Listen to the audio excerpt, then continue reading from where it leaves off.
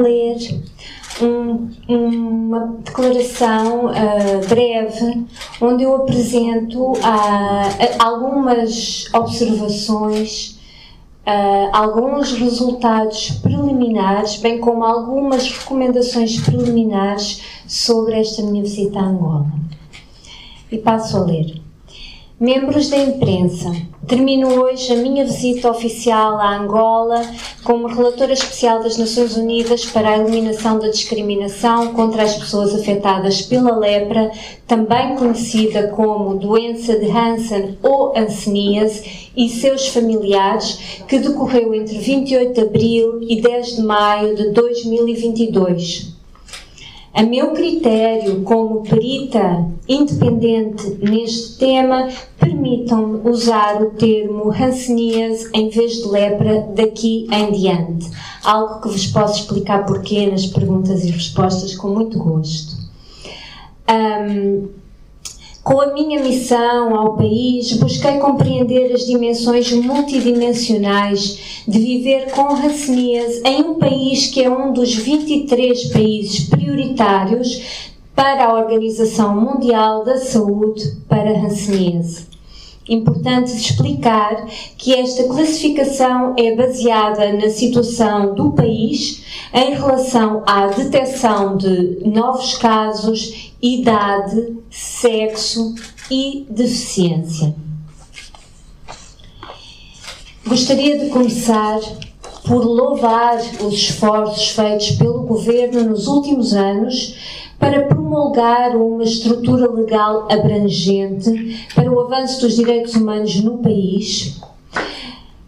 Porém, também concordo com a avaliação do Governo de que desafios importantes no que diz respeito à execução e implementação desse marco legal perduram e ainda precisam ser enfrentados.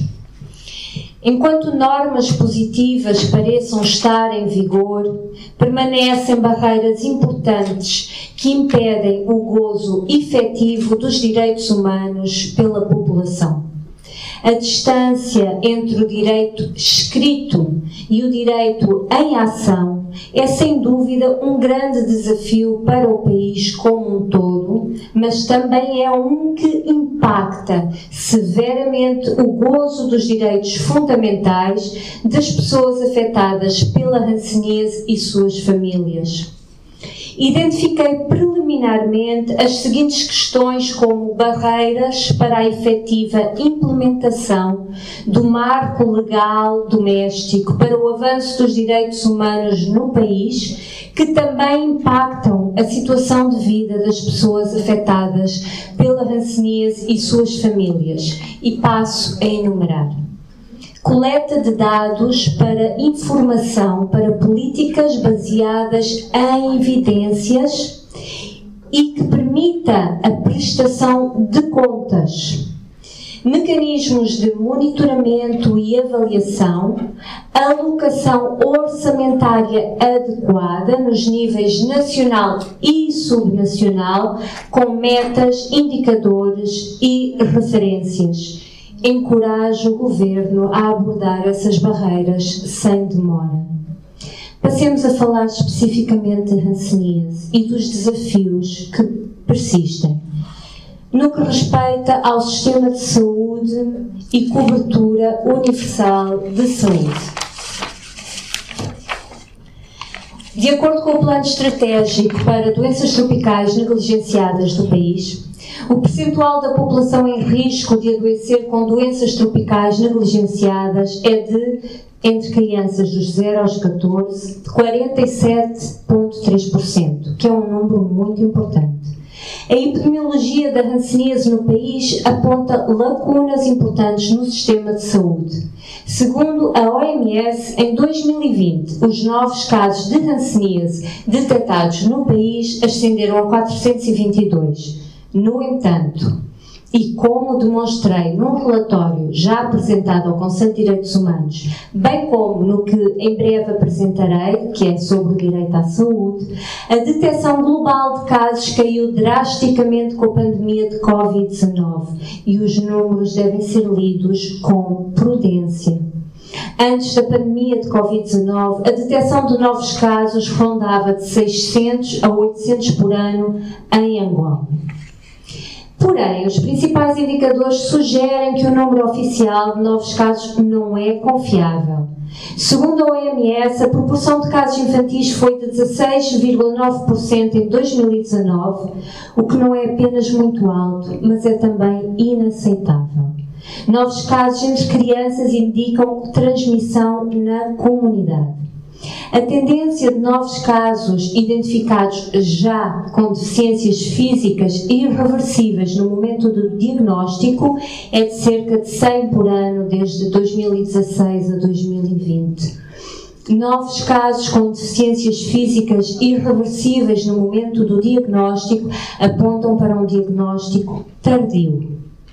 Como o Governo reconhece, é muito provável que haja uma subnotificação considerável no país, o que a longo prazo significará um aumento da transmissão e do número de pessoas infectadas, mas também com deficiência, incluindo crianças.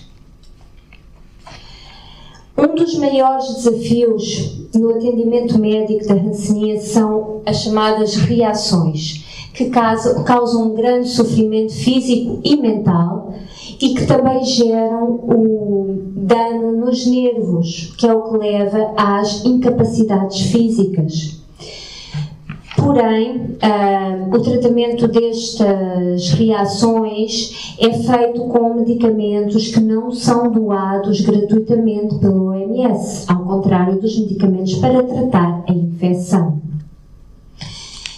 E caso a pessoa tenha um diagnóstico tardio e desenvolva incapacidades físicas e por vezes também problemas de saúde mental devido ao estigma, vai precisar de um cuidado continuado que abrange todos os níveis do sistema.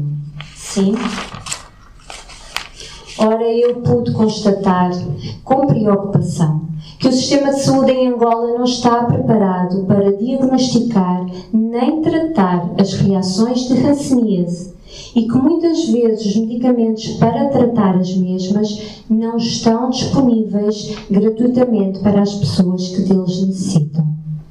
Eu estou preocupada que muitas pessoas que sofrem de reações de hanseníase estejam a receber apenas orientações para o autocuidado, o que não vai impedir que o problema continue. Também observei com preocupação que a reabilitação, a cirurgia reconstrutiva e o fornecimento de dispositivos assistivos para a proteção e dispositivos assistivos para facilitar as atividades da vida diária, bem como o apoio psicossocial, são uma grande lacuna no sistema de saúde. Eu gostaria apenas, com relação ao sistema de saúde, de concluir por dizer que em um país que ainda é afetado principalmente por doenças transmissíveis, a atenção primária devidamente equipada com infraestrutura eficiente e recursos humanos adequados é essencial e deve ser a prioridade. Também fico preocupada que a alocação do orçamento para programas de saúde pública, como a hanseníase e outras doenças tropicais negligenciadas, possa não estar a cumprir os compromissos internacionais assumidos pelo Governo, nomeadamente em Abuja. No que respeita à discriminação, eu considero que o Governo deve redobrar os seus esforços para efetivamente prevenir, monitorar, investigar, punir e reparar a discriminação contra as pessoas afetadas pela hanseníase e seus familiares. Conforme pude constatar com a Provedoria da Justiça, os mecanismos de monitoramento existentes não parecem estar a garantir a acessibilidade das pessoas afetadas pela hanseníase a fazer denúncias. Está claro para mim também que o principal consiste em reforçar uma educação em direitos humanos para a população em geral. Não obstante, durante a minha visita pude constatar que não existe a discriminação formal contra as pessoas acometidas pela hanseníase no país, ou seja, que não existem leis ou regulamentos que discriminem este grupo de pessoas. Pelo contrário, como disse, o quadro legal é favorável à implementação dos princípios e orientações das Nações Unidas para a eliminação da discriminação contra as pessoas afetadas pela hanseníase e seus familiares. Porém, pude constatar casos de discriminação institucionalizada, nomeadamente no que se refere a funcionários públicos, recebi relatos de crianças que são excluídas da escola por causa da hanseníase.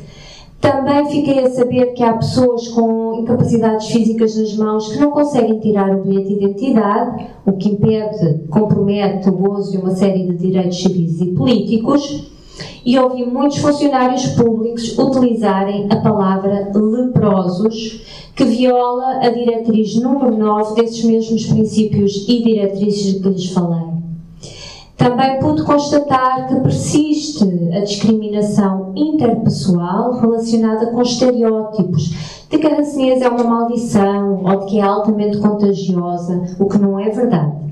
95% das pessoas em contacto com alguém que tenha a doença não desenvolvem a doença. Mais esforços são necessários para combater este tipo de discriminação. Mas parece-me a mim que a questão mais importante que impacta a vida das pessoas afetadas pela hanseníase em Angola diz respeito à discriminação substantiva. Diz-nos o comentário geral número 20 do Comitê sobre os Direitos Económicos, Sociais e Culturais que muitas vezes não basta ter um quadro legal que garanta direitos, uma vez que as desigualdades sociais impedem a população de usufruir desses direitos, mais ainda no caso de grupos historicamente excluídos e discriminados. Parece-me que este é o caso das pessoas afetadas pela hanseníase em Angola. Não me deterei aqui em indicadores como o índice de Gini ou outros sobre o desenvolvimento humano ou a pobreza dimensional, que, como é do conhecimento público, são de preocupação no país. Mas o meu ponto aqui é que a desigualdade estrutural contribui para a desumanização das pessoas afetadas pela hanseníase, uma vez que a discriminação, com base na hanseníase, se intersecta claramente com o gozo limitado de direitos económicos e sociais, como um nível de vida adequado, trabalho decente, educação e proteção social, entre outros. Para concluir, também testemunhei como os direitos fundamentais consagrados na Convenção sobre os Direitos das Pessoas com Deficiência, que foi ratificada pelo país, e há várias leis no país também em vigor que protegem esta população, não estão a ser usufruídos pelas pessoas afetadas pela hanseníase. Observei que não usufruem de benefícios de proteção social, que poderiam apoiar a sua cidadania ativa e a sua transição para o mercado formal de trabalho. Senhoras e senhores membros da imprensa, eu estou muito interessada em continuar a dialogar com o Governo e, como vos disse, apresentarei o meu relatório ao Conselho de Direitos Humanos em julho do próximo ano, 2023. Por enquanto, gostaria de fazer algumas recomendações ao Governo no espírito de uma cooperação construtiva. Não vos vou ler todas as que apresentei hoje ao Governo, mas gostaria de focar em algumas. Tendo testemunhado o uso generalizado do termo pejorativo leproso, recomendo fortemente ao Governo que mude oficialmente o nome da doença para doença de Hansen ou hanseníase, a fim de proibir a linguagem discriminatória e combater os estereótipos nocivos que persistem. Também recomendo aprimorar a coleta sistemática de dados, com pleno respeito aos princípios de participação e privacidade, Os dados devem ser feitos transparentes e o direito de acesso das pessoas à informação deve ser totalmente garantido, também para facilitar a prestação de contas. Como parte da Estratégia Nacional de Direitos Humanos, recomendo ao Governo desenvolver um plano nacional para a implementação dos princípios e diretrizes em estreita consulta com as pessoas afetadas pela hanseníase e as organizações que as representam. Finalmente, fortalecer o sistema de saúde e a cobertura universal de saúde, priorizando a atenção primária, é de suma importância para garantir o diagnóstico precoce das pessoas afetadas pela hanseníase.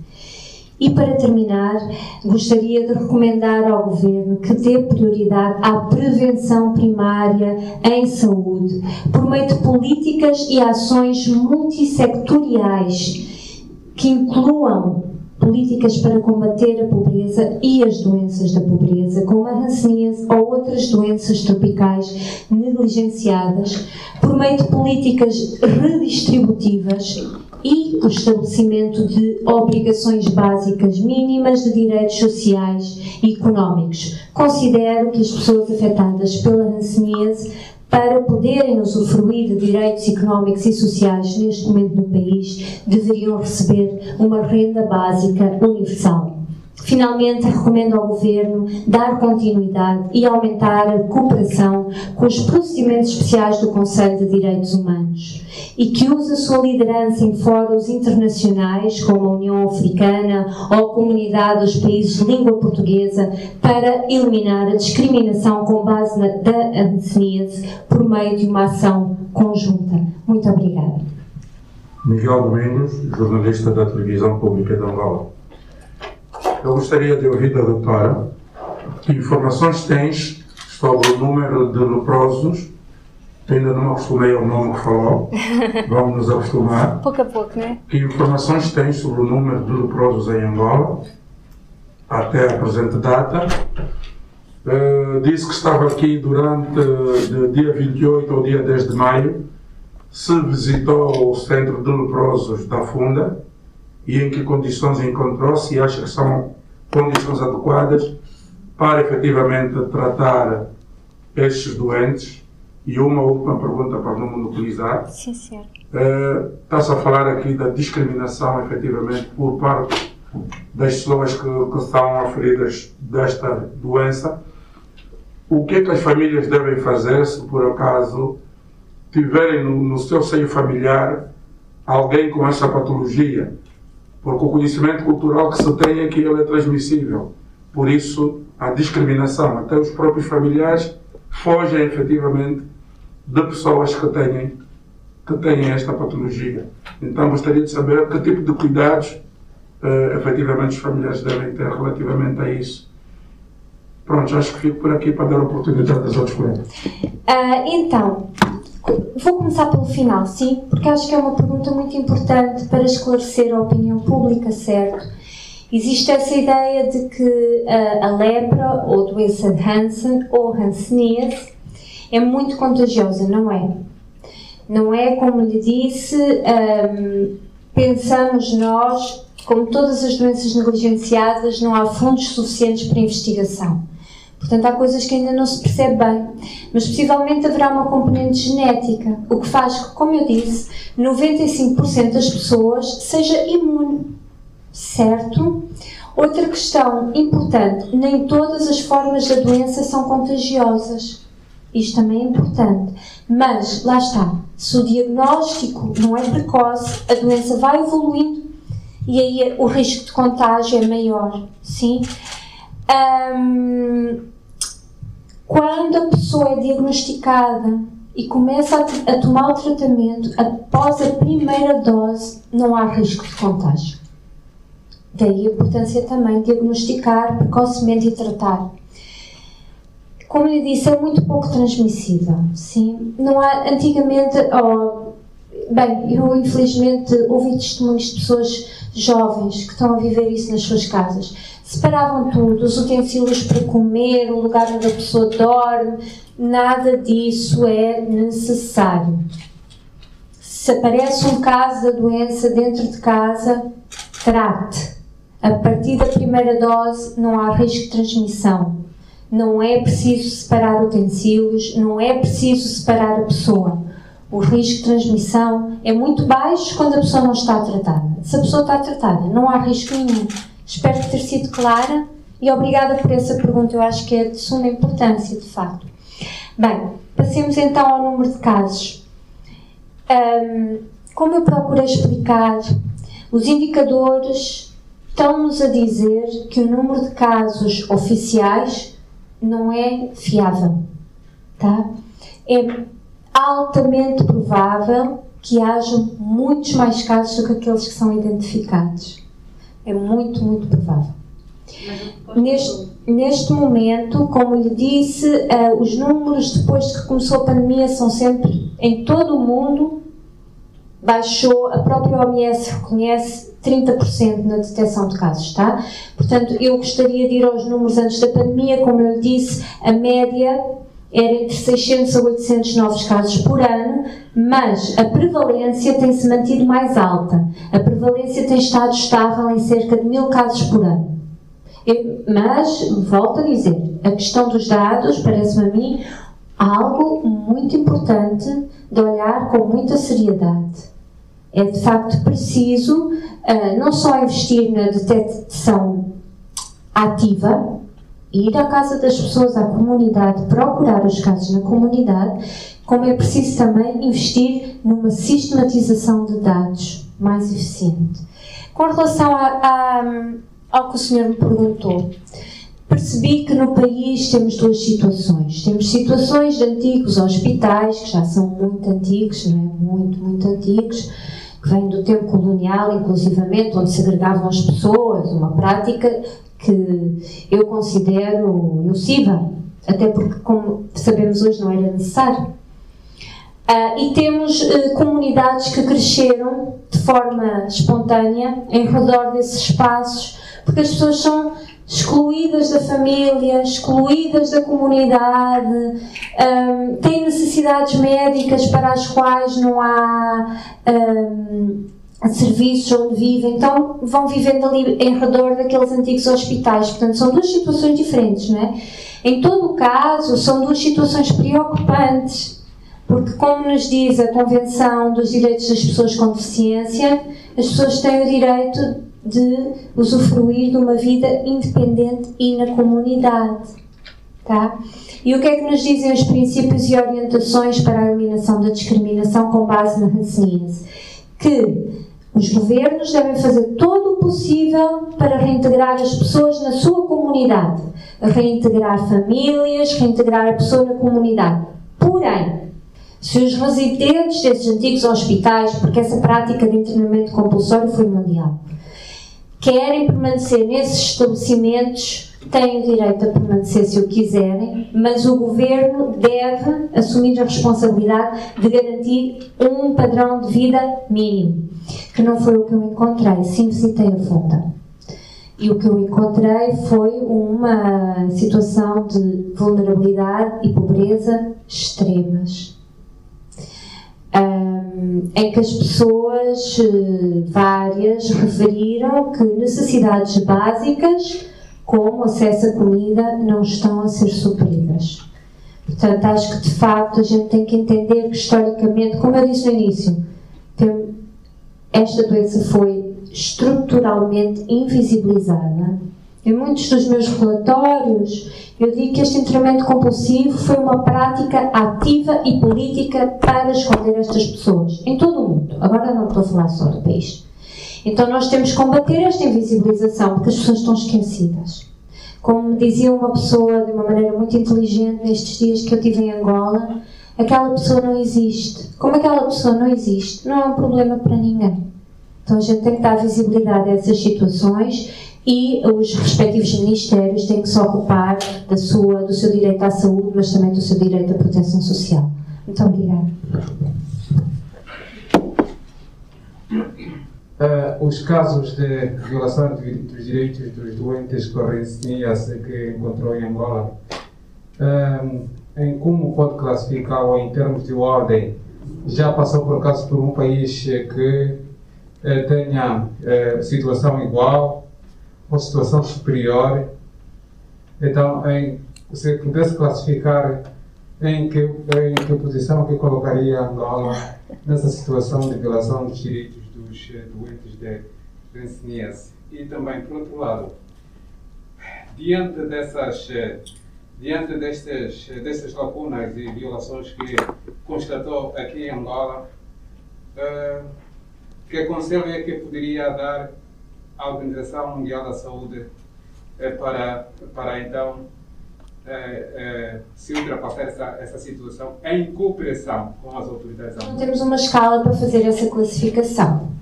Portanto, eu não vou fazer uma classificação sem termos um instrumento previamente testado, certo? Essas classificações normalmente são feitas com base em instrumentos que foram testados, portanto, eu não posso fazer essa classificação, não temos um instrumento desses. Aquilo que eu posso dizer é que, globalmente, tá, há mais de 50 países que têm leis que discriminam ativamente as pessoas. Penso que baixou, estou a dar um número muito alto. Nós teríamos talvez uma média de 30 neste momento, países que têm leis que discriminam ativamente as pessoas afetadas pela hanseníase, em todas as esferas da vida, que não é o caso de Angola. Como eu disse na minha declaração inicial, não existem leis que discriminem as pessoas afetadas pela hanseníase no país. O tipo de discriminação que eu pude verificar, como lhe disse, existe discriminação institucionalizada. O que é isso? É quando, apesar de não existir uma lei, um regulamento, uma norma, existem práticas dentro dos serviços do Estado que são discriminatórias, tá? Também existe, por exemplo, essa situação que eu referi, das crianças que vêem negadas o seu direito a ir à escola. É um serviço do Estado. A escola tem que estar preparada para incluir, não para excluir a criança. Também penso que existem casos de discriminação institucionalizada em serviços de saúde. Então, mas como eu expliquei, essas práticas, estamos a falar de práticas, não estamos a falar de uma norma. Essas práticas também se dão porque os funcionários públicos fazem parte de uma comunidade que mantém uma série de estereótipos sobre aquelas pessoas. Portanto, o que eu também encontrei foi, como disse, discriminação interpessoal. Tá? No seio da família, na comunidade, pessoas que foram despedidas, que perderam os seus trabalhos por causa da doença. Então, assim, dando um panorama geral, eu referiria estes aspectos. E como eu disse na minha declaração inicial, a discriminação substantiva. Discriminação substantiva significa que as pessoas, ao não aceder a direitos que estão em vigor no país, e ao vamos chamar as coisas pelos nomes, ao as pessoas viverem numa situação de extrema pobreza, a que se associa o estigma, as pessoas vivem uma situação de desumanização, estão sozinhas, estão abandonadas. Há pessoas que não morrem da doença, mas morrem do facto de que não conseguem comida, porque estão doentes e porque estão abandonadas. Isso é discriminação substantiva. Como eu disse, penso que é o problema maior a ser atacado pelo governo. Obrigada.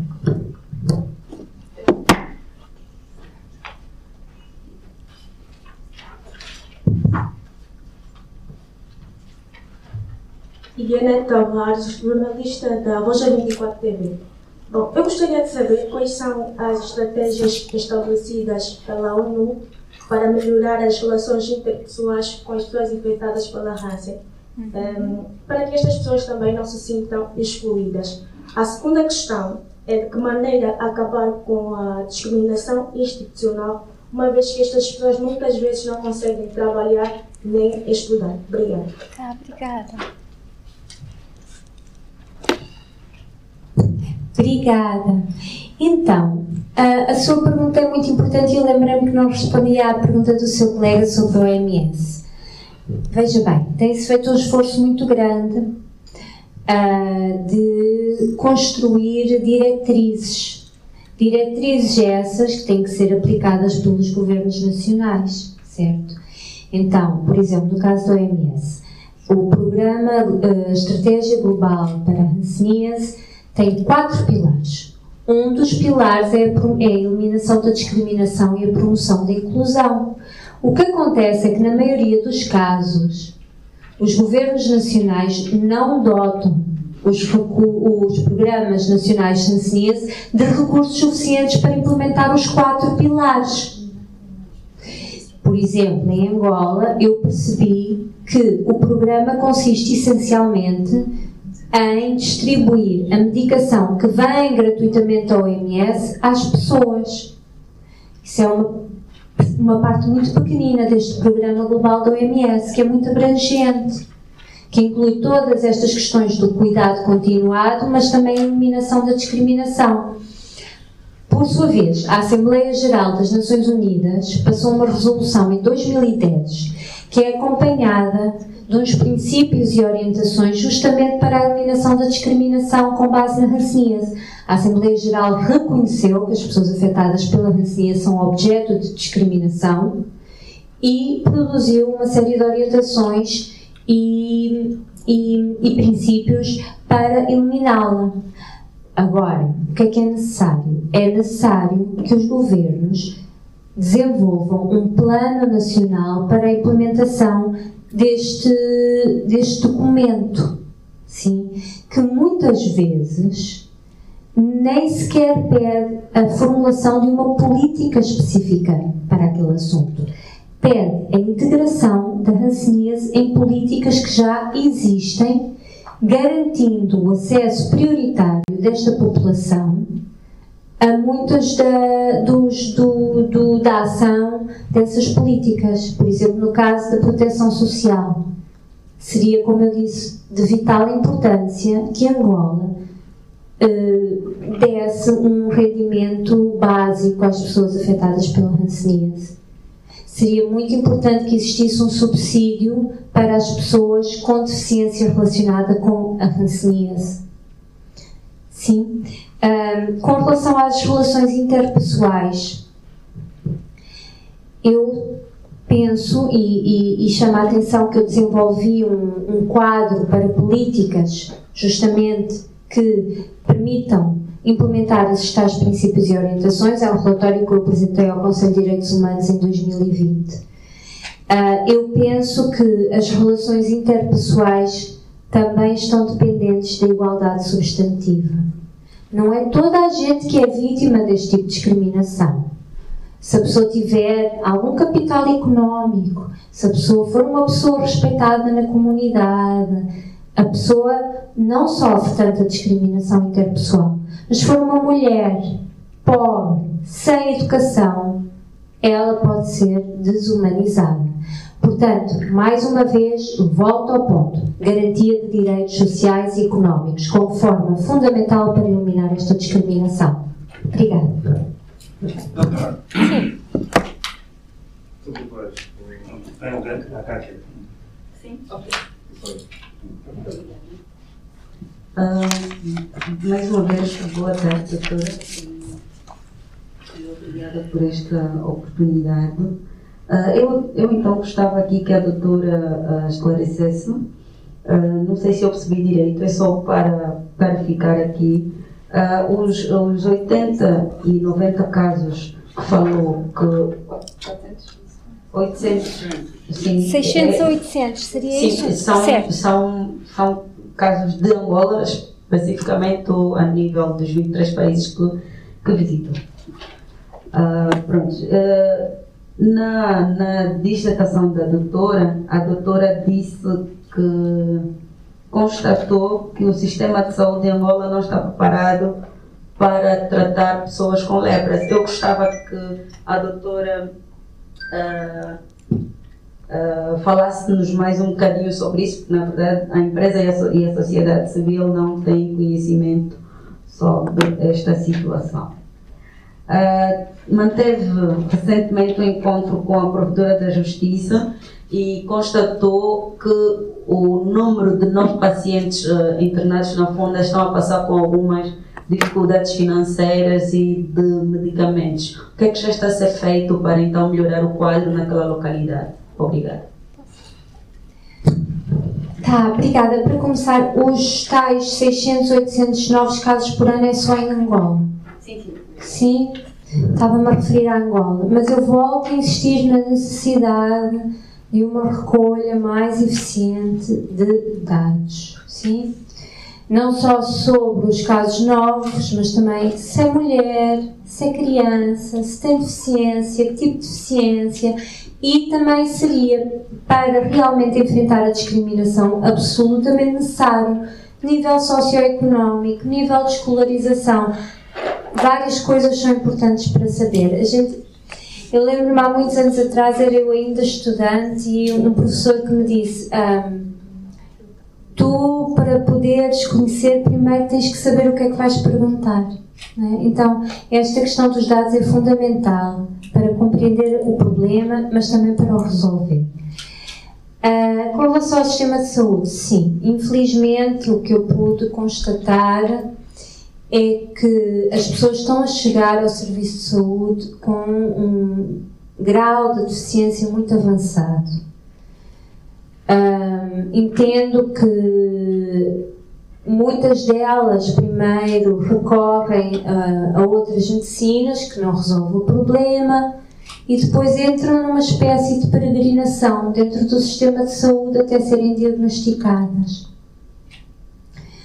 Portanto, há um problema com o diagnóstico. Volto a insistir na importância da busca ativa de casos. Ir à comunidade. Agentes comunitários de saúde, aqui existem os ADECs, não é? A atenção primária, agentes comunitários de saúde, ir à comunidade. Essa relação com a comunidade é fundamental. A relação com a comunidade que é limpa para se limpar, nem vai ter, como é que se diz em português? Bandages. Bem, não vai poder fazer o curativo das feridas, das úlceras, sim. Então vai acabar a perder os dedos. É assim, é triste, mas é verdade. Então, as causas são estas. É uma doença da pobreza. E por isso é que eu volto a insistir na discriminação substantiva. Se não há garantia efetiva de direitos sociais e económicos à população, a hanseníase vai continuar. É preciso redistribuição. É preciso enfrentar o problema da pobreza com seriedade. Porque a pobreza mata de diferentes maneiras. Como eu lhe disse, a hanseníase não mata. Mas eu tive relatos de pessoas que morreram. Morreram porque não tinham comida. Tá? E a comida, não ter acesso à alimentação, vai enfraquecer o sistema imunitário, a pessoa vai ficar mais suscetível. Então, o que é que a gente está a falar? De determinantes sociais de saúde, que, como eu sempre digo, se relacionam com direitos económicos e sociais, que têm que ser garantidos às populações. Por isso eu aconselho o Governo a estabelecer obrigações mínimas de cumprimento de direitos económicos e sociais no país, para combater a pobreza. Sim? E, passando à sua primeira pergunta, espero ter respondido. Passando à sua primeira pergunta, onde é que a gente vai dar com isto? Que a coisa mais importante a fazer é a prevenção. O paradigma curativo é um paradigma que não é adequado para doenças transmissíveis. Num país que ainda é tão afetado por doenças transmissíveis, doenças relacionadas com a pobreza, doenças negligenciadas, a prevenção deveria ser a prioridade. É importante construir infraestrutura hospitalar. É importante. Já há um número importante de doenças crónicas no país? Sim. Mas as transmissíveis continuam a ser a principal causa de adoecimento. E as transmissíveis combatem-se com prevenção, voltamos aos direitos económicos e sociais, certo? E com atenção primária. Portanto, por isso eu recomendo ao Governo um investimento na atenção primária. E significa postos de saúde de proximidade. As pessoas não vão ter como se deslocar da sua comunidade ao posto de saúde se estiver longe. As pessoas não têm dinheiro para fazer isso. Mas isso significa também que a infraestrutura tem que ser decente, mas que os recursos humanos têm que estar capacitados e têm que ser suficientes. Atenção primária, agentes comunitários de saúde. Tudo isso é fundamental para apostar na prevenção, que a longo prazo até sai mais barato, não é? Agora, para terminar, isso significa dotar a saúde pública de um orçamento que responda adequadamente àquilo que é o perfil epidemiológico do país. E do que eu pude ver, o orçamento existente não é suficiente. Obrigada. Temos tempo para mais uma pergunta.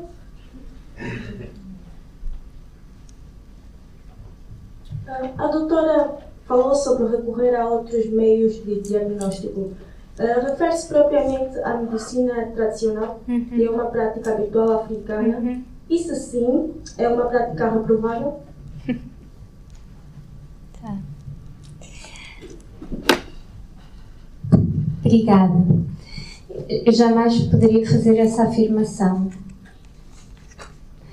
As práticas têm que ser avaliadas pelas comunidades onde têm lugar. As práticas médicas têm que ser avaliadas pelas pessoas que estão sujeitas a elas. Portanto, eu não lhe posso dizer se a medicina tradicional é reprovável ou não é reprovável. O que eu lhe posso dizer é que é um facto que as pessoas recorrem a ela, certo? Que essa medicina tradicional, embora eu não goste do termo tradicional, responde a um sistema de vida, não é? Que é o sistema de vida das populações que a ela recorrem. Portanto, eu acho que a gente não pode dizer que é reprovável nunca, se isso faz parte do sistema de vida das pessoas. E do que eu entendo, como ignorante no assunto, a medicina tradicional também permite fazer uma abordagem holística da pessoa e da saúde. O que a mim, do meu ponto de vista, me parece algo positivo. Como eu lhes disse, no caso da hanseníase, aquela pessoa não está só com os problemas físicos, tem uma série de problemas mentais, emocionais, familiares. É preciso atuar aí também. Então, o facto é que as pessoas recorrem a esta medicina, não é? Então, se a gente quer a detecção precoce dos casos de hanseníase, trabalhemos com os médicos tradicionais. Não numa situação em que a biomedicina vai-lhes ensinar o que é que eles têm que fazer. A biomedicina tem que também estar disponível para aprender com eles. Qual é o termo correto? Cooperação. Cooperação entre diferentes sistemas médicos. Interculturalidade. E já que tocou nesse tema, eu também percebi que as pessoas falam várias línguas no país. Talvez uma maneira de garantir o seu acesso a serviços de saúde seja também interculturalizar os serviços de saúde, integrar a medicina tradicional, mas também as línguas que as pessoas falam, as suas línguas. Portanto, entendo que há um decreto presidencial que regula a medicina tradicional no país. Eu estou fortemente convencida de que é necessária uma maior cooperação entre os diferentes sistemas médicos que vigoram no país para garantir melhor saúde às populações. Obrigada.